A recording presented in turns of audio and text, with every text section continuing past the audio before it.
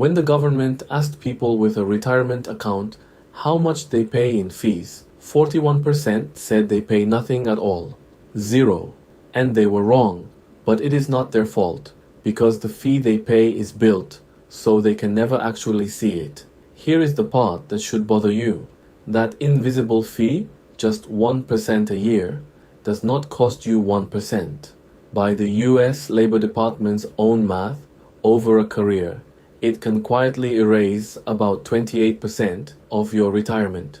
A quarter of your savings, gone, on a fee your statement never once mentions. And whether you have a 401k, a pension, an ISA, or any fund saving for your future, it is charged the same way.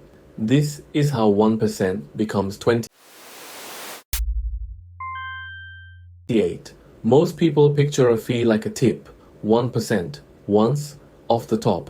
That is not how a fund fee works. A fund's annual fee, the expense ratio, is charged on your entire balance, every single year, for as long as you hold it, not on your gains, on everything. So it doesn't take 1% of your money one time, it shaves about 1 point off your growth rate every year, forever, and growth compounds, so that small shave is anything but small. Take a normal 7% year, and after the fee, your year is closer to 6. 1 point of difference. In year 1, it is almost nothing, but every dollar the fee removes is a dollar that never compounds again, not this year, and not in 30 years. So you lose the fee, and you lose everything that dollar would have become. That is why two savers who start a hair apart end up a canyon apart.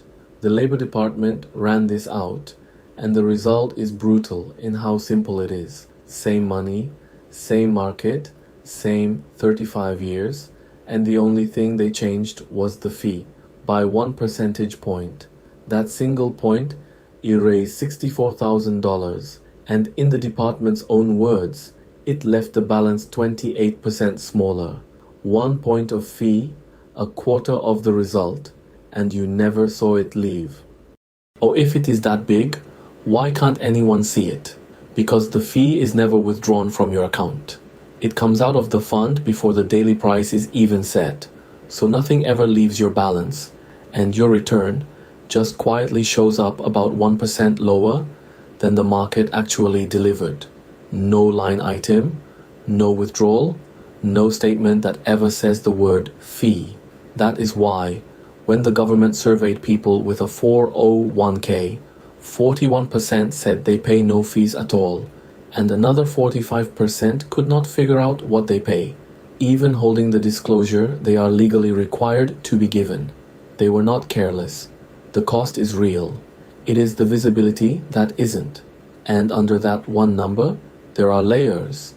A marketing fee paid out of the fund to sell more of the fund, record-keeping charges to run the plan, and the one almost nobody can name, revenue sharing, and this is the part they hide. A company runs your employer's plan, and someone has to pay them. So often the paperwork says that company is free. It isn't.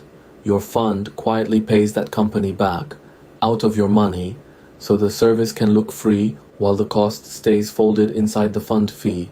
And the Government Accountability Office found these deals can go completely undisclosed, and because they are just netted out of your returns, they don't even show up on the plan's federal filing. So you literally cannot add up your own cost from the papers you are handed. The fee was never one number. It is a stack, and part of that stack is built not to be seen. Now step back and look at the scale, because this is where small numbers get frightening. American retirement plans hold around $10 trillion.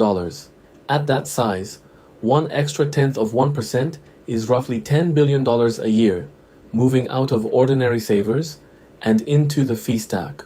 On that base, a rounding error is real money, every single year. And I have to be precise, because precision is the only thing this channel sells. That 28% figure is the Labor Department's illustration, not a promise. One case, 35 years, comparing a low fee to a high one. And if you change the assumptions, the number moves.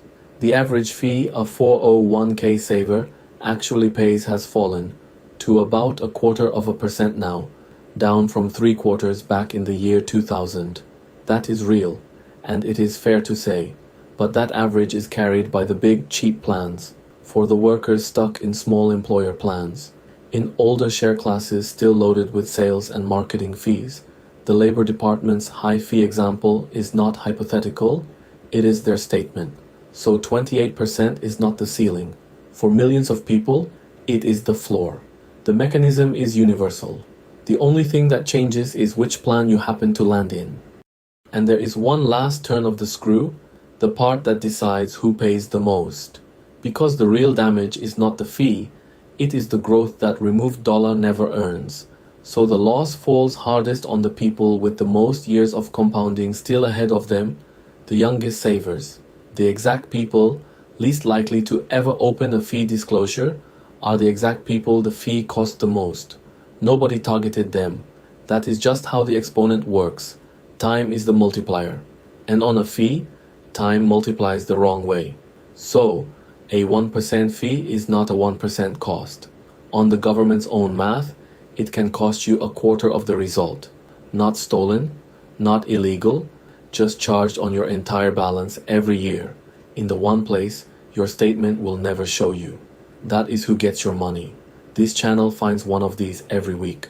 The quiet leak the sales pitch skips over. If that is worth a minute of your week, subscribe, and I'll bring you the next one. Because there is another product that charges you every year for something you might never use, except this one is worse. Because the company books your money as pure profit the moment they decide you have forgotten it. It's the gift card. That's next.